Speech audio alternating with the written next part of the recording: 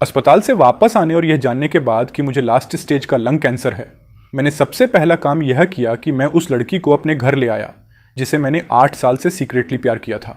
1 महीना बीत गया और मैंने नोटिस किया कि थोड़ा कमजोर महसूस करने के अलावा मुझे कोई दर्द नहीं हो रहा था। ठीक तभी अस्पताल से फोन आया कि उनसे मेडिकल रिपोर्ट्स में गड़बड़ी हो गई थी। मेरा शरीर पूरी तरह से हेल्दी था। उस पल मैं पैनिक हो गया और मैंने बेड पर सो रही उस महिला की तरफ देखा। मैंने अपने दिल में एक बहुत बड़ा फैसला लिया। 3 साल बाद मैं अपने देश वापस आया और कंपनी के एक टीम इवेंट के बाद मेरे कलीग्स ने मुझे पूरी तरह से शराब पिलाकर धुत्त कर दिया। जब मेरी आंख खुली तो मेरे पैर उसी चेन से बंधे हुए थे जिसे मैं बहुत अच्छी तरह जानता था, लेकिन इस बार मेरे पास 2 लोग थे, एक बड़ा और एक छोटा। अभी मुझे उस लड़की से अपनी फीलिंग्स शेयर करने का मौका भी नहीं मिला था और 1 महीने में मेरी मौत होने वाली थी। यह सोचकर मेरी आंखों से आंसू लगातार बह रहे थे जब मैं घर लौट रहा था। ड्राइवर ने, जिसे पता था कि मैं हॉस्पिटल से आ रहा हूं, मेरा मूड नोटिस किया और शायद कुछ अंदाजा लगा लिया। गाड़ी से उतरने से ठीक पहले उसने अचानक मुझसे कहा, लड़के, ऐसी कोई रुकावट नहीं है जिसे पार न किया जा सके।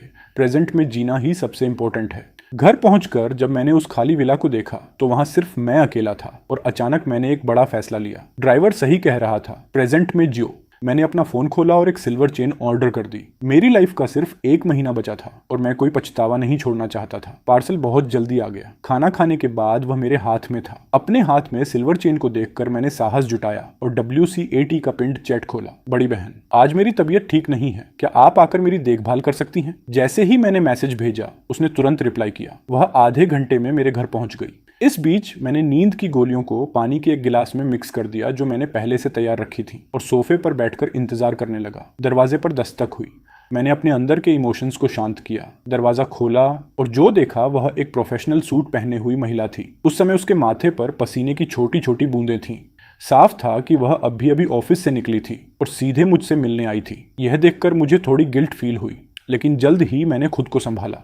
अंदर आते ही उसने चिंता में मेरा हाथ पकड़ा और मुझे सोफे की तरफ ले गई। छोटे भाई, तुम्हें कहाँ दर्द हो रहा है? मैं तुम्हें अब भी हॉस्पिटल ले चलती हूँ। उस महिला के चेहरे पर चिंता देखकर मेरी आंखें आंसुओं से भर आईं। इस महिला का नाम जियानू था, जो मुझसे 6 साल बड़ी थी। जब मैं 14 साल का था और मेरे पेरेंट्स ने मुझे घर से निकाल दिया था, तब उसने मुझे काइंडली पनाह दी थी और कॉलेज खत्म होने तक मेरा पूरा खर्चा उठाया था। ग्रेजुएशन के बाद मैं उसकी कंपनी में असिस्टेंट के तौर पर काम करने लगा। इन सभी सालों में उसने मेरी बहुत केयर की थी। मेरे लिए वह सब कुछ थी। जिस विला में मैं अब भी रहता हूँ वह भी उसी का है। लेकिन जब मैं 18 साल का हुआ तो उसने मुझे यह बर्थडे गिफ्ट के रूप में दे दिया था। उसने कहा था कि अगर फ्यूचर में मेरी कोई गर्लफ्रेंड बनी तो वह हमें डिस्टर्ब नहीं करेगी। लेकिन उस विंटर के बाद से जब उसने मुझे बर्फ से उठाया था और इस विला में लाई थी, मैं किसी और महिला को पसंद नहीं कर पाया। अब जब मुझे टर्मिनल लंग कैंसर है तो शायद मौत का सामना करने ने मुझे थोड़ा और हौसला दे दिया है। छोटे भाई, बताओ कहाँ दर्द है? अपनी बड़ी बहन को मत डराओ। जियानू ने जब मुझे चुप देखा और सिर्फ उसे घूरते हुए पाया तो उसकी आवाज में जल्दबाजी थी। बड़ी बहन, पहले थोड़ा पानी पी लो, मैं तुम्हें धीरे धीरे सब बताऊंगा। मैंने एक गहरी सांस ली, अपनी गिल्ट को दबाया और एक स्माइल दी। उसके चेहरे को देखकर, जो किसी स्टार से भी ज्यादा डेलिकेट था, मैंने अपने फैसले को और पक्का कर लिया। वैसे भी मैं 1 महीने में मरने वाला हूँ, इसलिए मैं अपना सब कुछ दांव पर लगा दूंगा। जियानू, जो सीधे कंपनी से आई थी, काफी प्यासी थी। उसने गिलास उठाया और एक ही घूंट में नींद की गोली वाला पानी पी गई। जल्दी बताओ मुझे। गिलास को खाली देखकर मुझे राहत मिली और अचानक मेरा एक्सप्रेशन सीरियस हो गया। बड़ी बहन, मैं तुम्हें पसंद करता हूँ। मैं तुम्हें उसी दिन से पसंद करता हूँ जब तुमने मुझे सहारा दिया था। हम साथ रह सकते हैं। मुझे लगा कि मुझे उसे एक मौका देना चाहिए। मैं उसे फोर्स नहीं करना चाहता था। मैं नहीं चाहता था कि वह मुझसे नफरत करे, लेकिन रियलिटी ने मुझे एक जोरदार थप्पड़ मारा। जियानू मुझे अचानक इस तरह प्रपोज करते देखकर हैरान रह गई। जब उसने रिएक्ट किया तो उसका चेहरा गुस्से से लाल हो चुका था। तुम बीमार नहीं हो, तुम मुझसे झूठ बोल रहे हो। यह कहकर उसने अपना बैग उठाया और बिना पीछे मुड़े दरवाजे की तरफ बढ़ गई। यह देखकर मेरी आंखें डार्क हो गईं और मुझे कड़वाहट महसूस हुई। तो उसने मुझे रिजेक्ट कर दिया था। जैसे ही जियानू दरवाजे पर पहुंची, उसकी आंखों के सामने अंधेरा छा गया और उसका शरीर पीछे की तरफ गिरने लगा। किस्मत से मैंने पहले ही इसका अंदाजा लगा लिया था और उसे सही समय पर संभाल लिया। अपनी बाहों में सोई हुई महिला को देखकर मैं अपने इमोशंस को कंट्रोल नहीं कर पाया। मैंने अभी अभी खरीदी हुई चेन निकाली और उसके एंकल में बांध दी। यह करने के बाद मैंने उसका फोन खोला और उसकी सेक्रेटरी के साथ चैट सर्च की। सेक्रेटरी हियान, मुझे 1 महीने के लिए बिजनेस ट्रिप पर जाना पड़ रहा है। इस दौरान मुझसे कांटेक्ट न करें। कंपनी का काम टेम्परेरी तौर पर छोटे भाई के पास रहेगा। इंपॉर्टेंट डॉक्यूमेंट्स मुझे पहले इलेक्ट्रॉनिक वर्जन में भेजें। मैं छोटे भाई से कहूंगी कि वह मेरे बिहाफ पर उन्हें साइन कर दे। दूसरी तरफ से तुरंत रिप्लाई आया, ठीक है। रिप्लाई देखकर मैं मुस्कुराया। किस्मत से ग्रेजुएशन के बाद मैंने उसकी कंपनी में असिस्टेंट के रूप में काम किया था। कंपनी में बहुत से लोग बड़ी बहन के साथ मेरे रिलेशन के बारे में जानते थे। अगर मैं उसके लिए डॉक्यूमेंट्स साइन करता तो सेक्रेटरी जियान को शक नहीं होता। मैंने सब कुछ जल्दी से अरेंज कर दिया। सबसे इंपॉर्टेंट काम था पेन किलर्स लेना। मुझे दर्द से बहुत डर लगता है। अपने पास सोई हुई महिला को देखकर मेरा दिल जोर से धड़क रहा था। मैं उसे 8 साल से पसंद करता था। मैंने हमेशा उसे एक बड़ी बहन की तरह देखा था, लेकिन आज फाइनली मैं उसके साथ एक ही बेड पर सो सकता था। रात के 11 बज चुके थे, इसलिए मैंने उस महिला को अपनी बाहों में लिया और सो गया। अगली सुबह जियानसू धीरे धीरे जागी। आंखें खोलकर वह अपना माथा मलना चाहती थी, लेकिन उसने पाया कि उसके हाथ मजबूत बाहों में बंधे हुए थे। सिर उठाते ही उसने बहुत पास एक चेहरा देखा। उस आदमी को देखकर उसका चेहरा पीला पड़ गया और वह गुस्से से भर गई। एक लात मारकर उसने मुझे बेड से नीचे गिरा दिया, जबकि मैं अभी सो ही रहा था। गूंफान, तुम मुझे छोड़ो, मेरे सामने दोबारा मत आना। ह्यू उठकर कपड़े पहनना चाहती थी, लेकिन अपने एंकल पर ठंडी चेन महसूस करके वह चौंक गई। सिल्वर चेन को देखकर वह गुस्से से कांपने लगी। रही सही कसर तब पूरी हो गई जब उसने देखा कि फर्श पर उसके कपड़े बिखरे पड़े थे। हालांकि अपने शरीर में कोई असुविधा न महसूस होने पर उसे थोड़ी राहत मिली। उस आदमी को देखकर जो अभी अभी सोकर उठा था और अपना सिर मल रहा था, जियानू गुस्से से दांत पीसने लगी। जैसे ही उसने मुझे गाली देने के लिए अपना मुंह खोला, मैंने उसके हाथ पकड़े और उसे अपने शरीर के नीचे दबा दिया। मैं अभी भी उसके साथ एक खूबसूरत सपने में डूबा हुआ था जब मुझे वह लात पड़ी थी। रिएक्ट करने पर मुझे सिर्फ उसकी गुस्से से भरी चीखें सुनाई दी। हालांकि मुझे पता था कि जागने पर वह मेरा अपमान करेगी, फिर भी मुझे बुरा लगा और मेरा लुक डल हो गया। मैं यहाँ तक पहुंच चुका था, मैं पीछे नहीं हट सकता था। मेरी लाइफ का सिर्फ 1 महीना बचा था। 18 साल बाद मैं एक नया इंसान बनूंगा। अचानक मैंने अपना सिर उठाया और मेरी आंखें उसकी आंखों से मिली, लेकिन जल्द ही मैंने अपनी नजरें नीचे कर ली। गुफान, तुम। कमरे के पर्दे बंद थे, जिससे अंदर बहुत अंधेरा लग रहा था। मैंने 8 साल से बड़ी बहन को सीक्रेटली प्यार किया था। इस आखिरी महीने में मैं डरपोक बनकर नहीं रहना चाहता था। जब मेरी दोबारा आंख खुली तो मैंने देखा कि वह मुझे बिना किसी एक्सप्रेशन के देख रही थी। एक पल के लिए मैंने अपनी नजरें घुमाई और जल्दी से टॉपिक चेंज कर दिया। बड़ी बहन, तुम्हें भूख लगी होगी, मैं तुम्हारे लिए कुछ खाने को बनाता हूँ। जियानू का गुस्सा न होना सबसे डरावना था। मैं जल्दी से उठ बैठा, जल्दबाजी में अपने कपड़े पहने और बेडरूम से बाहर भाग गया। कमरे में जियानू ने मुझे जाते हुए एक कॉम्प्लेक्स एक्सप्रेशन के साथ देखा। उसकी नजरें फर्श पर बिखरे कपड़ों पर पड़ी, उसके कान थोड़े लाल हो गए और आखिरकार उसने एक बेबस सांस छोड़ी। उसने अलमारी से मेरी एक वाइट शर्ट निकाली और नहाने के लिए बाथरूम में चली गई। किस्मत से जो चेन मैंने खरीदी थी वह इतनी लंबी थी कि वह विला में फ्रीली मूव कर सकती थी। कुछ ही देर बाद मैं बेडरूम में दलिया का एक कटोरा लेकर आया। तब तक जियानू नहा चुकी थी और उसने मेरी शर्ट पहन रखी थी। उसे इस तरह देखकर मैं हैरान रह गया। उसके लंबे, काले और सॉफ्ट बाल, जिन पर पानी की बूंदें थीं, शर्ट के कॉलर को गीला कर रहे थे और उसकी स्किन से चिपक रहे थे। अगर तुम ऐसे ही रहे तो मैं बेड पर ही मर जाऊंगा। ऐसा लगा जैसे उसने मेरी तेज होती सांसों को नोटिस कर लिया था और जियानू ने तिरस्कार से सूंघा। मैं शर्मिंदगी से मुस्कुराया, चम्मच उठाया और उसे उसके होठों के पास ले गया। उसने बस मुझे गुस्से से घूरा, लेकिन अपना मुंह खोला और पी लिया। उसे बिना किसी विरोध के खाते देखकर मैं खुशी से भर गया और उसे खिलाता रहा। दलिया खत्म करने के बाद जियानू ने कल रात के बारे में कुछ नहीं कहा। वफान, मेरी चेन हटाओ, कंपनी में बहुत सारे डॉक्यूमेंट्स वेट कर रहे हैं। क्या तुम मुझे ऐसे ही लॉक रखने का सोच रहे हो? अगर मैं एक दिन भी काम पर नहीं गई तो कोई पुलिस को बुला लेगा। ये इल्लीगल है। उसकी धमकी पर मैं बस मुस्कुराया। नहीं, कंपनी की चिंता मत करो, मैंने पहले ही सेक्रेटरी हियान से तुम्हारे लिए छुट्टी मांग ली है। मैं उन डॉक्यूमेंट्स को संभाल लूंगा। मैंने जियानू का फोन निकाला, उसे सेक्रेटरी जियान के साथ चैट दिखाई और फिर उसे छिपा दिया ताकि वह किसी भी कम्युनिकेशन डिवाइस को टच न कर सके। हियानसू, यह देखकर कि उस आदमी ने सब कुछ प्लान कर रखा था, मुझे गुस्से से घूरने लगी। वह बहुत गुस्से में थी। अगर मुझे पता होता तो मैं इस लड़के को कंपनी में इतनी पावर कभी नहीं देती। अब वह अपनी मनमर्जी कर रहा था। अगली सुबह मैंने बेड के पास खाना तैयार छोड़ दिया। उसका पीला चेहरा देखकर मुझे गहरा पछतावा हुआ। यह सब मेरी गलती थी। अब वह पक्का मुझसे नफरत करती होगी। कल रात को याद करते हुए ऐसा नहीं लगा कि उसने मुझे रिजेक्ट किया था और मेरे चेहरे पर एक स्माइल आ गई। शायद वह मुझसे उतनी नफरत नहीं करती थी। मैंने बिखरे हुए कमरे को समेटा। बेडरूम में जियानू बेड पर बैठी एक कॉम्प्लेक्स एक्सप्रेशन के साथ मुझे कंपनी जाते हुए देख रही थी। मैं कंपनी पहुंच गया। कल मैंने 1 दिन की छुट्टी ली थी। आज मुझे ऑफिशियली काम करना था। इस महीने के दौरान मैं पूरी कोशिश करूंगा कि बड़ी बहन को काम में कोई प्रॉब्लम ना हो। मैंने पूरा दिन प्रेसिडेंट के ऑफिस में डॉक्यूमेंट्स रिव्यू करने में बिताया। कुछ इंपॉर्टेंट डॉक्यूमेंट्स मैं घर ले आया। रात में बेडरूम में हियानसू ने अपने हाथों में डॉक्यूमेंट्स को देखा और एक सार्केस्टिक हंसी हंसी। कल रात यह लड़का एक बैल की तरह था। मेरा पूरा शरीर अभी भी दर्द कर रहा है। मैं बमुश्किल थोड़ा रिकवर हुई थी और रात में यह लड़का मुझसे काम करवा रहा है। सामने खड़ी उस महिला की स्माइल ने मुझे इनसिक्योर फील करा दिया। उसने मुझे गुस्से से घूरा और धमकी दी, तुम किस बात पर हंस रहे हो? जल्दी साइन करो। फ़ोन छूने की सोचना भी मत, वरना कल मैं तुम्हें बेड से उठने नहीं दूंगी।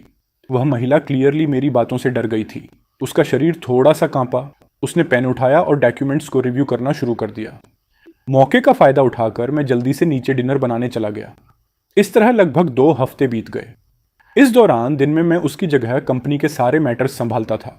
रात में मैं कुछ इंपॉर्टेंट डॉक्यूमेंट्स लेकर आता था ताकि जियांसु उन्हें रिव्यू कर सके। लेकिन 2 हफ्ते से ज़्यादा साथ रहने के बाद मैंने नोटिस किया कि उसका भागने का कोई इरादा नहीं था। जब भी मैं घर आता, मैं उसे बालकनी में एक बुक लेकर चुपचाप बैठे हुए देखता था। लेकिन वह जो कपड़े पहनती थी वह हमेशा सिर्फ एक ढीली ढाली शर्ट होती थी। इतनी ज़्यादा कि लगभग हर रात मैं उसके डॉक्यूमेंट्स रिव्यू खत्म करने का इंतज़ार करता था और उसे इम्पेशेंटली किस करने लगता था। वह कोऑपरेट करते हुए मेरे किसेज का रिस्पॉन्स देती थी। ये दिन मेरे लिए बहुत प्रेशियस थे, लेकिन मैं जानता था कि 1 हफ्ते से थोड़े ज़्यादा समय में मेरी मौत हो जाएगी। जब भी मैं इस बारे में सोचता, मेरी आंखें दुख से भर जातीं, लेकिन जल्द ही वह दुख एक इम्पल्स में बदल जाता और मैं अपनी बाहों में मौजूद इंसान को जोर से गले लगा लेता। हालांकि मैं इस बात से खुश था कि इन 2 हफ्तों के दौरान मैं पेनकिलर्स ले रहा था और मुझे कोई दर्द महसूस नहीं हो रहा था। कम से कम मरने से पहले मैं सफ़र नहीं करूंगा। लेकिन एकमात्र चीज़ जो मुझे परेशान कर रही थी वह यह थी कि मेरा शरीर दिन ब दिन कमज़ोर होता जा रहा था। मेरा वेट काफ़ी नोटिसेबली कम हो गया था। उस रात हम दोनों बेड पर लेटे हुए थे। जियानू के चेहरे पर बेबसी और गुस्सा था। तुम मुझे कब तक बंद रखने का सोच रहे हो?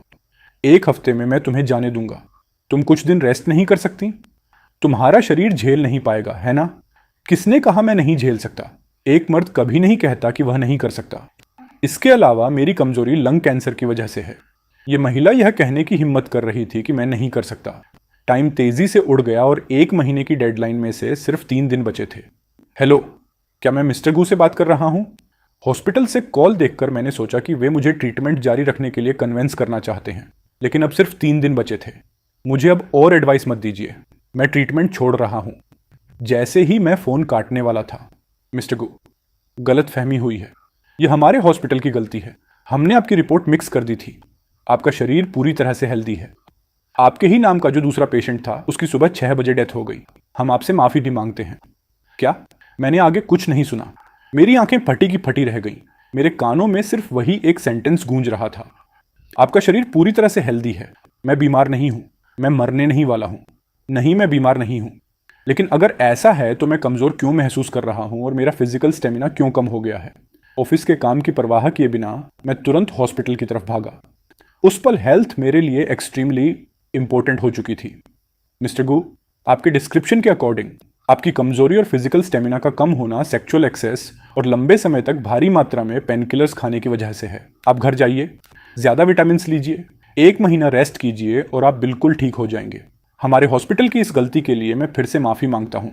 हमने आपको बहुत मेंटल स्ट्रेस दिया। I am so sorry. मैं बीमार नहीं हूँ। हॉस्पिटल के सामने दोबारा खड़े होकर इस बार मेरा दिल खुशी से भरा हुआ था, लेकिन जल्द ही उस खुशी की जगह डर ने ले ली। अगर मैं बीमार नहीं हूं तो 3 दिन बाद जब मैं सीनियर को फ्री करूंगा तो क्या मैं जेल नहीं पहुंच जाऊंगा? ऐसा नहीं हो सकता। मैं अब भी इतना यंग हूं और मेरी लाइफ का बेस्ट पार्ट मेरे सामने है। मैं इसे जेल में कैसे बर्बाद कर सकता हूं? शायद मुझे वापस जाकर सीनियर से माफ़ी मांगनी चाहिए। नहीं, वह इसे एक्सेप्ट नहीं करेगी। शायद उसे सच बताना भी काम नहीं आएगा। वह पक्का सोचेगी कि यह एक बहाना है जो मैंने जेल जाने के डर से बनाया है। मेरे माइंड में लगातार ये बात घूम रही थी कि मैं 3 दिनों में उसका फॉरगिवनेस कैसे पाऊंगा। तभी ड्राइवर के हॉर्न ने मुझे रियलिटी में वापस ला दिया। क्या इत्तेफाक था! ड्राइवर वही था जो पिछली बार मिला था। मुझे देखते ही उसने क्लियरली मुझे पहचान लिया। लड़के, तुम हो। तुम्हारा चेहरा देखकर लगता है कि तुम बिल्कुल ठीक हो। मैं ठीक हूँ अंकल। वैसे अंकल, मुझे आपसे कुछ पूछना है। अगर कोई किसी ऐसे इंसान को नाराज कर दे जिससे पंगा नहीं लेना चाहिए था और वह इंसान उसे माफ ना करे और ऊपर से उसे जेल जाने का डर हो, तो उसे क्या करना चाहिए? अपने सामने अंकल को देखकर मेरे दिल में उम्मीद की एक किरण जागी। 1 महीने पहले इसी अंकल ने मुझे एक सबक सिखाया था, जिसकी वजह से मैं सीनियर का दिल जीत पाया था। अब मैं चाहता था कि वह मुझे एक और एडवाइस दें। अरे, ये तो बहुत आसान है। विदेश चले जाओ। 3 साल बाद ये सारे शिकवे शिकायतें चाहे कितनी भी बड़ी क्यों ना हो, ठंडी पड़ जाएंगी। इसके अलावा एक बार विदेश जाने के बाद हमारे देश के कानून तुम तक नहीं पहुंच पाएंगे। लड़के, कहीं वह इंसान जिसके बारे में तुम बात कर रहे हो तुम खुद तो नहीं हो? ऐसा कैसे हो सकता है अंकल? मैंने बस एक वीडियो देखा था जिसमें किसी ने यह सवाल पूछा था और मुझे नहीं पता था कि क्या जवाब दूं। एडवाइस के लिए थैंक यू अंकल। अंकल के सजेशन ने मेरा रास्ता साफ कर दिया था, लेकिन उनका दूसरा सेंटेंस सुनकर मैं शर्मिंदगी से मुस्कुराया और एक बहाना बनाकर बात टाल दी। बाएं लड़के, मैं तुम्हें एक लाइन गिफ्ट करता हूं, हर चीज का बहादुरी से सामना करो। ऐसा कुछ मत करो जिसके लिए तुम्हें पछताना पड़े। Thank you. कंपनी के सामने मैंने टैक्सी को जाते हुए देखा और एक्साइटेड होकर जल्दी से ऑफिस के अंदर चला गया। रास्ते में मैंने असिस्टेंट जियान को हेलो तक नहीं कहा, क्योंकि मुझे अचानक याद आया कि 1-2 दिन पहले कंपनी के पास एक ओवरसीज प्रोजेक्ट आया था जिसकी ड्यूरेशन 3 साल थी और उसके लिए एक लीडर की ज़रूरत थी और अभी तक किसी को अपॉइंट नहीं किया गया था। यह प्रोजेक्ट जैसे मेरे लिए ही बना था। मुझे यह नहीं पता था कि जब मैं जल्दबाजी में जा रहा था तब असिस्टेंट जियान मेरे उस बैग को घूर रही थी जो मैं हॉस्पिटल से लाया था। बॉस जी और असिस्टेंट कू की तबीयत पिछले कुछ समय से ठीक नहीं चल रही है। जब वह पिछले महीने वापस आए तो बॉस जी ने एक भी मैसेज का रिप्लाई नहीं किया। यह बात असिस्टेंट जियान को और भी ज़्यादा सोचने पर मजबूर कर रही थी। क्या बॉस जी किसी प्रोजेक्ट को नेगोशिएट करने गए थे कि वह इतने बिजी थे? अगले 2 दिनों में मैंने उस ओवरसीज प्रोजेक्ट को अपने हाथ में लिया और जाने के पेपर्स तैयार कर लिए। इस प्रोजेक्ट को मैं लीड करूंगा। पूरी कंपनी हैरान रह गई, जिसमें सेक्रेटरी जियान भी शामिल थी। लेकिन मेरा एक्सप्लेनेशन देने का कोई इरादा नहीं था। यह रात बीत जाएगी और कल सुबह 8 बजे मैं जियान चेन से निकल जाऊंगा और फिर मुझे जेल नहीं जाना पड़ेगा। गुफान, तुम मुझे कब बाहर जाने देने वाले हो? उसे देखते ही हर दिन मुझे यही पहला सेंटेंस सुनने को मिलता था। उसकी नज़रें खुद पर टिकी देखकर मुझे इस मोमेंट के लिए एक अजीब सी नॉस्टैल्जिया फील हुई। यहां तक कि मेरे लिए इसे छोड़ना मुश्किल हो रहा था। तुम्हें क्या हुआ है? एक जोरदार किसने जियानू को बेदम कर दिया। मेरा मूड सेंस करते हुए उसने चुपचाप कोऑपरेट किया। सुबह 6 बजे मैं जल्दी उठा, फ्रेश हुआ, कुछ डेली यूज का सामान समेटा, ब्रेकफास्ट बनाकर उसे थर्मस में रखा, उसका मोबाइल फोन ऑन करके तकिए के पास छोड़ दिया। फिर मैंने उन चेन्स को खोल दिया जिन्होंने उसे 1 महीने से बांध रखा था, जिससे उसके एंकल पर रेड मार्क्स पड़ गए थे। मैंने काफी देर तक उसके एंकल को सहलाया, उसके माथे पर एक जेंटल किस किया और एक रिटर्न नोट छोड़कर एयरपोर्ट के लिए टैक्सी ले ली। 8 बजे फ्लाइट में बोर्ड करते ही मुझसे और कंट्रोल नहीं हुआ और मैं गहरी नींद में सो गया। फ्लाइट 11 घंटे की थी, जो पिछली रात की थकान से रिकवर होने के लिए काफ़ी थी। दोपहर के 3 बजे बेडरूम में फ़ोन की अचानक आई आवाज़ से जियानू की आंख खुली। बॉस जी, असिस्टेंट गू ने कहा था कि वह आज कंपनी वापस आएंगे। वह किस समय पहुंच रहे हैं? मम्मा, अभी भी थोड़ी नींद में, जियानू ने एक हैवी आवाज़ में रिप्लाई किया। वेट करो। जैसे ही उसने बोलना खत्म किया उसे पछतावा हुआ। उसका चेहरा तुरंत लाल हो गया और उसने जल्दी से फ़ोन काट दिया। हालांकि वह नहीं जानती थी कि उस छोटे बदमाश ने उसे फ़ोन क्यों वापस कर दिया, लेकिन उसके पास इस बारे में सोचने का टाइम नहीं था। बेड से उठते ही उसके पैर लड़खड़ा गए और वह फर्श पर गिर पड़ी। तभी अचानक उसकी नज़र टेबल पर रखे एक नोट पर पड़ी। सीनियर, मैं जा रहा हूँ। मैं जेल नहीं जाना चाहता। अभी मेरी लाइफ के बेस्ट ईयर्स मेरे सामने हैं। क्या आप मुझ पर केस नहीं करेंगी? उस नोट को पढ़कर जियानू अवाक रह गई। उसी मोमेंट 1 महीने से पेंडिंग पड़े मैसेजेस आने शुरू हो गए। बाथरूम में बाथटब में लेटे हुए उसने पिछले 1 महीने के मैसेजेस चेक किए और जैसे ही उसने सेक्रेटरी जियान के भेजे हुए मैसेजेस देखे, उसकी आंखें फटी की फटी रह गईं। ये क्लियरली वही न्यूज़ थी कि मैं आज सुबह 8 बजे 3 साल के लिए विदेश जा चुका हूँ। वह हंसी, लेकिन हंसते हंसते उसका एक्सप्रेशन बिल्कुल ठंडा पड़ गया। उसने फ़ोन को ज़ोर से दीवार पर दे मारा, जिससे उसके टुकड़े टुकड़े हो गए और एक क्रिस्टल जैसा आंसू बाथटब के पानी में गिरकर लहरें बनाने लगा। गुफान, तुम सच में अमेजिंग हो। जब मन किया तब अपना लिया, जब मन किया तब फेंक दिया। बेहतर होगा कि तुम हमेशा के लिए विदेश में ही रहो और कभी वापस मत आना। जब बाथरूम में यह सब हो रहा था, मैं प्लेन में गहरी नींद सो रहा था, बिना यह इमेजिन किए कि 3 साल बाद लौटने पर मैं जियानू के गुस्से का सामना कैसे करूंगा। 3 साल बाद जियान चेन एयरपोर्ट पर दोपहर के 4 बजे। फैन गे, यहाँ थोड़ी दूरी पर एक फेरारी के पास खड़ा एक आदमी मुझे हाथ हिलाकर इशारा कर रहा था। उसे देखकर मेरे चेहरे पर एक नोइंग स्माइल आ गई।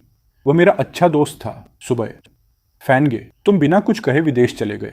आज रात एक पार्टी है, कार के अंदर चलकर अच्छे से ड्रिंक करेंगे। जब ड्राइवर बिना रुके पिछले 3 सालों में जो कुछ भी हुआ उसके बारे में बात कर रहा था, मैं बस चुपचाप सुन रहा था, लेकिन मेरा दिल अभी भी सीनियर के बारे में सोच रहा था। 3 साल बीत चुके हैं, वह अब मुझसे नफरत नहीं करती होगी। अगर वह अभी भी मुझसे नफरत करती है तो मेरे पास बस पीछे हटने का रास्ता बचेगा। और सच कहूं तो मैं ऐसा नहीं चाहता। फैनगे, तुम मुझे सुन रहे हो? क्योंकि मैं जल्दी में था, मैंने अपना सामान सीधे सुबह के घर छोड़ दिया। फैनगे, तुम्हें नहीं पता कि तुम्हारे जाने के बाद से तुम्हारी सीनियर कितनी पावरफुल हो गई है। जितने भी कॉम्पिटिटर्स उससे मुकाबला कर रहे थे, उसने उन सबको बैंक करप्ट कर दिया। अब तुम्हारी सीनियर पूरे जियान चेन में सुप्रीम अथॉरिटी है। कोई भी उसे चैलेंज करने की हिम्मत नहीं करता। मुझे याद है पिछले महीने मैंने तुम्हारी सीनियर को एक बार देखा था। उसकी एक लुक ने डर के मारे मेरे पैर लगभग जाम कर दिए थे। सोफे पर बैठकर मैं सुबह को बिना रुके बोलते हुए सुन रहा था और हैरान था। मेरी सीनियर अब इतनी अमेजिंग हो चुकी है। मैं उसके करंट अचीवमेंट्स के लिए दिल से खुश था। रात के 8 बजे मैंने सुबह का एक सूट उधार लिया, उसे पहना और उसके साथ पार्टी में चला गया। जहां तक इस बात का सवाल है कि हम सीधे किसी बार में ड्रिंक करने क्यों नहीं गए, मेरे दोस्त ने बस इतना कहा कि पार्टी में एक बहुत इंपॉर्टेंट फिगर आने वाली है और वह चाहता है कि मैं उससे मिलने में उसकी हेल्प करूं। मुझे यह बात थोड़ी अजीब लगी। जियान चेन से 3 साल दूर रहने के बाद मैं ऐसी कौन सी इंपॉर्टेंट फिगर को जान सकता था, क्योंकि वह इंपॉर्टेंट फिगर 9 बजे आने वाली थी। सुबह और मैं एक कॉर्नर में छिपकर लगातार ड्रिंक कर रहे थे। जब मैं वॉशरूम से बाहर आया और हाथ धो रहा था, तभी मेरे पीछे एक फिगर आई। वह रेडिश ब्राउन सूट पहने एक आदमी था जिसका लुक थोड़ा बहुत मुझसे मिलता जुलता था, जो मुझे देखकर मुस्कुरा रहा था। उसे पहचानते ही मेरा एक्सप्रेशन तुरंत ठंडा हो गया। वह मेरा सौतेला भाई था, हेयुआन। मैं कभी उसकी साजिशों की वजह से ही घर से निकाला गया था, लेकिन आज मेरे लौटने का पहला दिन था। मैं सिर्फ अपने दोस्त के साथ सेलिब्रेट करना चाहता था, प्रॉब्लम्स क्रिएट नहीं करना चाहता था। जब मैं कुछ कदम बाहर की तरफ बढ़ा, हेयुआन, क्या तुम इस पार्टी में सिर्फ मुझे अंशुए को प्रपोज करते हुए देखने आए हो? तुम्हारा क्या मतलब है? उसे सीनियर को इतने फैमिलियर नाम से बुलाते सुनकर मेरी आंखें फटी की फटी रह गईं और मैंने अपनी नजरें उस पर टिका दी। तुम्हें अभी तक नहीं पता, तुम्हारे विदेश जाने के बाद अंशुए मुझे अक्सर हर तरह के इवेंट्स में अपने साथ ले जाती है। यहाँ तक कि उसकी कंपनी के इंपॉर्टेंट प्रोजेक्ट्स भी हमारी गेयोन फैमिली को सौंप दिए गए हैं। आज रात मैं अंशुए के साथ रहूंगा और इन 3 सालों तक विदेश में रहकर मुझे उसके करीब आने का मौका देने के लिए मैं तुम्हारा थैंक यू करता हूँ। उसके वर्ड्स ने मुझे अंदर तक चोट पहुंचाई। मैंने अपनी मुट्ठियां भींच लीं और मेरे कानों में सिर्फ एक ही सेंटेंस गूंज रहा था, आज रात वह मेरी सीनियर के साथ रहेगा। मेरा दिल बुरी तरह रो रहा था। सीनियर, तुम अभी भी मुझसे नफरत करती हो। तुम जानती हो कि मैं हेयुआन से नफरत करता हूं, फिर भी तुम उसके साथ हो। अपने पास खड़े उस आदमी के ताने की परवाह किए बिना मैं एक डल लुक के साथ टेबल पर वापस आ गया। मैंने एक ग्लास उठाया और बड़े बड़े घूंटों में पीने लगा। अब मैं समझ गया था कि सुबह जिस इंपॉर्टेंट फिगर की बात कर रहा था वह सीनियर ही थी, लेकिन मैं बिल्कुल भी खुश नहीं हो पा रहा था। लौटने के बाद पहली बार मैं अपनी सीनियर को देखने वाला था, तो सिर्फ हेयुआन का प्रपोजल विटनेस करने के लिए। यह सोचकर कि मेरी सीनियर थोड़ी देर में हेयुआन के साथ होगी, मैं गुस्से से भर गया। मेरे पास बैठा सुबह मेरा मूड नोटिस कर रहा था और मुझे बिना रुके ड्रिंक करते देखकर कुछ कहना चाहता था, लेकिन मेरी खोई हुई नजरें देखकर वह चुप हो गया और मेरे साथ पीने लगा। 1 घंटे बाद सुबह और मैं पूरी तरह से धुत्त हो चुके थे। उसी मोमेंट पार्टी का सारा शोर शराबा अचानक शांत हो गया। एक रेड ड्रेस पहने महिला हॉल के सेंटर में अपीयर हुई। उसकी नज़रें पूरे हॉल में घूमती हैं और आखिरकार एक कॉर्नर में जाकर रुक जाती हैं, जहां वह मुझे टेबल पर धुत्त पड़ा हुआ देखती है। उसका एक्सप्रेशन सीरियस हो जाता है और जैसे ही वह मेरे पास आने के लिए बढ़ती है, सबकी नज़रों के सामने एक फिगर उसके आगे आकर खड़ी हो जाती है। अंशुए, मैं तुम्हें पसंद करता हूँ, क्या तुम मेरे साथ रहोगी? पार्टी की लाइट उन दोनों पर चमकती है। कोई भी हैरान नहीं दिखता, यहाँ तक कि कुछ लोग चिल्लाने लगते हैं कि वह हाँ कर दे। शोर से मेरी आंख खुल जाती है और उन दोनों को लाइट के नीचे देखकर मुझे ऐसा फील होता है जैसे मेरे दिल के पार कोई तीर चला गया हो। मैं झपट कर उसे रोकना चाहता हूँ, लेकिन मुझे किस हक से? मैं टेबल से बोतल उठाता हूँ और पीना जारी रखता हूँ, लेकिन अब शराब का टेस्ट सिर्फ कड़वा लग रहा है। लाइट के नीचे हेयुआन मुझे सिर उठाते हुए देखता है, अपने अंदर एक डिस्टेस्ट के साथ मुस्कुराता है और फिर से जियानू की तरफ गहरी फीलिंग्स के साथ देखता है। अंशुए, क्या तुम तैयार हो? फाड़। एक जोरदार थप्पड़ की गूंज पूरी पार्टी को हिला देती है। सब लोग बिना कुछ समझे शांत हो जाते हैं। स्टेज पर खड़ा हेयुआन इनक्रेडुलस होकर अपने सामने खड़ी महिला को देखता है। उसे समझ नहीं आता कि उसने क्या गलती की। क्या उसे प्रपोजल पसंद नहीं आया? उसने मुझे क्यों मारा? सेक्रेटरी हियान, गेयोन ग्रुप के साथ सारे कोऑपरेशंस कैंसिल कर दो और जो लोग इसे इंसिटेट कर रहे थे उनके साथ भी कंपनी का कोऑपरेशन खत्म करो। यह कहकर वहां प्रेजेंट डायरेक्टर्स को मिन्नतें करने का मौका दिए बिना वह महिला सीरियस एक्सप्रेशन के साथ मेरे पास आती है। लेकिन मुझे किसी चीज का होश नहीं है। मेरा माइंड अभी भी यही रिपीट कर रहा है कि मेरी सीनियर ने हेयुअन को एक्सेप्ट कर लिया है और वह उसके साथ है। जैसे ही मैं ग्लास अपने होठों के पास ले जाता हूँ, एक जेम जैसे हाथ ने उसे मुझसे छीन लिया। ये देखकर कि मुझसे ग्लास छीन लिया गया है, मैं गुस्से में आ जाता हूँ। लेकिन जैसे ही मैं सिर उठाता हूँ और उस महिला का डार्क एक्सप्रेशन देखता हूँ, मेरा गुस्सा पल भर में गायब हो जाता है। मैं अपनी नज़रें घुमा लेता हूँ। उसे आंखें मिलाने की हिम्मत नहीं होती। तुम अभी अभी वापस आए हो और मुझसे मिलने नहीं आए, और ऊपर से इतनी ड्रिंक कर रहे हो। वुफान, तुम सच में अमेजिंग हो। आपको इससे क्या फ़र्क पड़ता है? मैं ठीक हूँ, जो भी हो। आपने हेयुअन के साथ रहना एक्सेप्ट कर लिया है। अब आप मेरी फिक्र क्यों कर रही हैं? अपने नशे में मैं अभी भी उसी प्रपोजल वाले सीन में फंसा हुआ था। मैंने नोटिस ही नहीं किया था कि जियनसू ने उसे रिजेक्ट कर दिया था।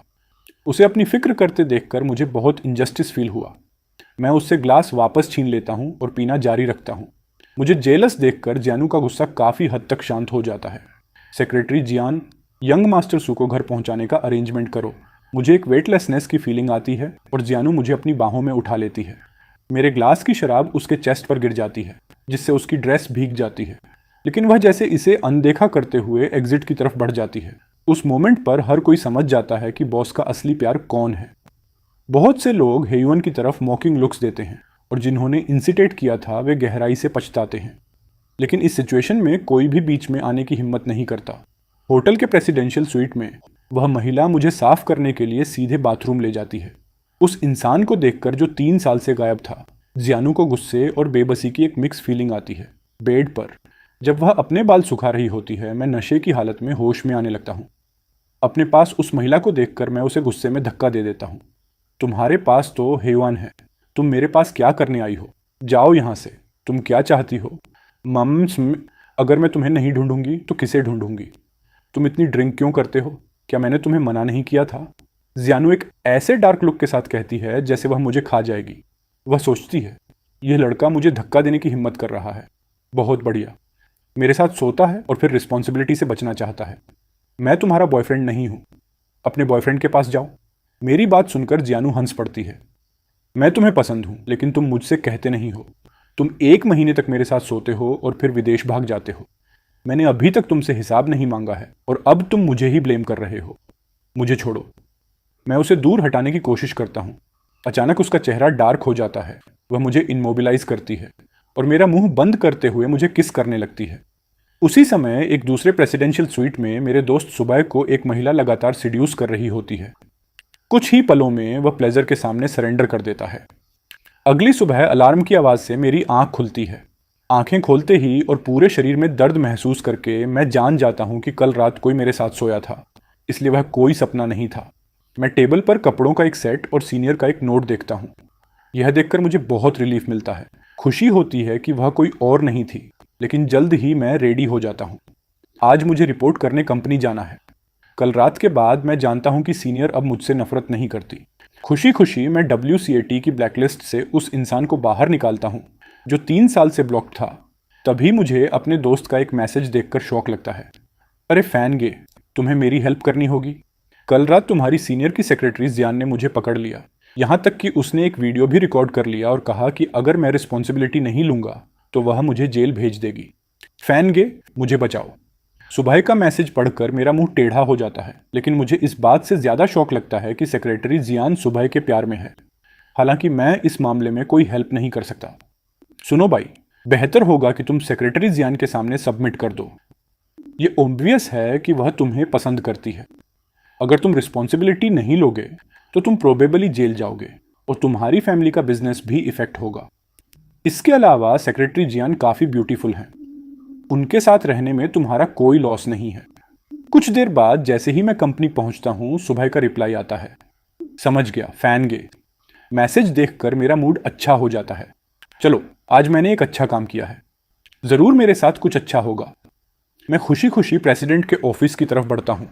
रास्ते में सारे क्लीग्स मुझे देखकर ग्रीट करते हैं और मैं एक एक करके रिस्पॉन्ड करता हूँ। लिफ्ट से बाहर आते ही मुझे सेक्रेटरी जियान अपनी तरफ आती हुई दिखती है। मुझे देखकर उसकी आंखों में थोड़ी सिंपैथी दिखती है। मुझे यह अजीब लगता है, लेकिन सुबह के बारे में सोचते हुए मैं उससे पूछता हूँ, सुनो सेक्रेटरी जियान, क्या तुम सच में सुबह को जेल भेजने वाली हो? मेरा अचानक यह सवाल सुनकर वह फ्रीज हो जाती है और रिएक्ट करते हुए शर्माकर जल्दी से लिफ्ट के अंदर चली जाती है। मैं अंदर आता हूँ। सीनियर, मैं कंपनी में हूँ। मैं उसे उस ओवरसीज प्रोजेक्ट के बारे में इन्फॉर्म करता हूँ। जैसे ही मैं बोलना शुरू करता हूँ, मेरी नज़रें उसकी ठंडी आंखों से मिलती हैं और मैं डर के मारे पेट्रीफाइड हो जाता हूँ। जल्दी करो। आह, उसका कोल्ड एक्सप्रेशन मुझे बहुत नर्वस कर देता है और मैं जल्दी जल्दी ओवरसीज प्रोजेक्ट को एक्सप्लेन करता हूँ। ऑफिस से बाहर आते समय मैं अभी भी कांप रहा हूँ। कल रात वह इतनी केयरिंग थी, आज उसका मूड क्यों बदल गया? कम से कम उसने 3 साल पहले की बात मेंशन नहीं की। अगले कुछ दिन मैं सुबह के घर पर रुकता हूँ क्योंकि मुझे सेक्रेटरी जियान से पता चला कि मेरे विला पर सीनियर ने कब्जा कर लिया है। उस दिन ऑफिस में उसके ठंडे एटीट्यूड को याद करके मैं पनिशमेंट के डर से वापस जाने की हिम्मत नहीं करता, लेकिन जिसका डर था वही हुआ। उस दिन कंपनी की एक टीम बिल्डिंग एक्टिविटी के दौरान एक बार में सारे सीनियर ऑफिशियल्स मुझे लगातार ड्रिंक ऑफर कर रहे थे। इस दौरान सब लोग मुझे सिंपैथी के साथ देख रहे थे, जिससे मैं कंफ्यूज्ड था, जब तक कि पूरी तरह नशे में होने पर रूम का दरवाजा खुला। यह देखकर कि कौन आया है, सारे सीनियर ऑफिशियल्स जल्दी से वहां से निकल गए। जियानू मुझे सोफे पर सोते हुए देखती है और एक स्माइल देती है। उस रात मैं सपना देखता हूं कि मैं सीनियर से शादी कर रहा हूं और हमारी एक बेटी है। हम तीनों खुशी खुशी रह रहे हैं। सुबह होते ही मुझे अपने चेस्ट पर एक वेट फील होता है और मैं धीरे धीरे अपनी आंखें खोलता हूं। जो मैं देखता हूं वह जियानू का एक मिनिएचर वर्जन है, जो अपनी बड़ी बड़ी गोल आंखों से मुझे देख रही है। मुझे जगा हुआ देखकर बच्ची का चेहरा चमक उठता है। वह खुशी से मेरे गले लग जाती है और कहती है, पापा। मैं अपने आसपास देखता हूं और जियानू को अपने पास लेटे हुए मेरी तरफ मुस्कुराते हुए पाता हूं। एक पल के लिए मैं अवाक रह जाता हूं। मैं इतनी जल्दी पिता कैसे बन गया? क्या यह सीनियर के साथ मेरी बेटी है? क्या सपना सच हो गया है? मेरे माइंड में अनगिनत सवाल घूम रहे थे। काफी देर बाद मैं अपने पास मुस्कुराती हुई महिला की तरफ देखता हूं और कांपती आवाज में पूछता हूं, क्या यह मेरी बेटी है? तुम्हें क्या लगता है? उस रात तुम इतने इंटेंस थे कि कुछ ही समय बाद मैं प्रेग्नेंट हो गई। अगर तुम्हें यह नहीं चाहिए तो मैं हेवन को कॉल कर सकती हूं। नहीं। जियानसू की बात खत्म होने का इंतजार किए बिना मैंने उसे गुस्से से देखा, लेकिन उसकी नजरों से मिलते ही मैं शांत हो गया। सुई, आई एम सॉरी। मैं तुम्हें 3 साल पहले की बात एक्सप्लेन करना चाहता हूं, लेकिन वह क्लियरली सब पहले से जानती थी। उसकी स्माइल गायब हो गई और उसकी जगह एक कोल्ड स्माइल ने ले ली। डियर, बाहर जाकर जियान आंटी के साथ खेलो। पापा अब हमें प्यार नहीं करते। मम्मा को उन्हें एक सबक सिखाना होगा। ठीक है मम्मा। मम्मा ऑल द बेस्ट। पापा को अच्छे से सबक सिखाओ। वह छोटी बच्ची जो मेरे ऊपर थी जल्दी से बेड से कूद गई और जाने से पहले दरवाजा बंद करना नहीं भूली। उस महिला की तरफ देखते हुए जो कोल्ड स्माइल दे रही थी, मैं बोलना चाहता था, लेकिन मुझे तुरंत इंटरप्ट कर दिया गया। छोटे भाई, क्या तुम विदेश में इन 3 सालों में हमें और मेरी बेटी को छोड़कर खुश थे? खुश? 3 साल पहले तुमने मुझे 1 महीने के लिए बंद किया था। आज से तुम 1 साल के लिए इस रूम में रहोगे, वरना मैं और मेरी बेटी हेयुआन के साथ चले जाएंगे। जैसे ही उसने बोलना खत्म किया, उसने मेरे मुंह को अपने जोरदार किसेस से कवर कर दिया। मैं रेसिस्ट करना चाहता था, लेकिन मैंने डिस्कवर किया कि मेरा एंकल पहले से ही एक चेन से बंधा हुआ था और उस चेन का मटेरियल बहुत फैमिलियर था। ये क्लियरली वही चेन थी जो मैंने 3 साल पहले खरीदी थी। उसकी पनिशमेंट के सामने मैंने रेसिस्ट करने या जरा सा भी कंप्लेंट करने की हिम्मत नहीं की। मैं अपनी वाइफ और बेटी को हेयुआन को हस्बैंड या पापा बुलाने की परमिशन कभी नहीं दूंगा। ये महिला और बेटी मेरी हैं। मैं इस सब के लायक हूं। जो जैसा करता है वैसा भरता है। अब मुझे सिर्फ एक ही बात का पछतावा है, उस ड्राइवर की एडवाइस को फॉलो करने का, वरना मैं अगला 1 साल बेड पर नहीं बिताता। लेकिन साथ ही मैं उस ड्राइवर का थैंक यू भी करता हूं। उसकी एडवाइस के बिना शायद मुझ में सुई को लॉक करने का साहस नहीं होता और न ही मेरे पास इतनी एडोरेबल बेटी होती। फ्यूचर कोई नहीं जानता, लेकिन प्रेजेंट में जीना और जो मन चाहे वह करना जरूर वही देता है जो आप डिजायर करते हैं। 1 साल बाद देश लौटने के बाद यह पहली बार है, यहां तक कि मेरी लाइफ में पहली बार है कि मैं किसी अम्यूजमेंट पार्क में आया हूं। लेकिन इस बार मेरे पास 2 लोग हैं, एक बड़ा और एक छोटा, मेरे साथ इस फेरिस व्हील पर। अचानक वह मेरे कान के पास आती है और कहती है, हस्बैंड। यानयान कहती है कि उसे एक छोटा भाई चाहिए, आज रात ही। तुरंत मेरे अंदर एक कंपी छूट गई। मेरे पैर कंट्रोल के बिना कमजोर हो गए और मेरे दिल में और ज्यादा खुशी भर गई। मैंने इमेजिन नहीं किया था कि वह महिला जिसे मैं इतना चाहता था, वह अभी भी मुझे एक बच्चा देना चाहती है।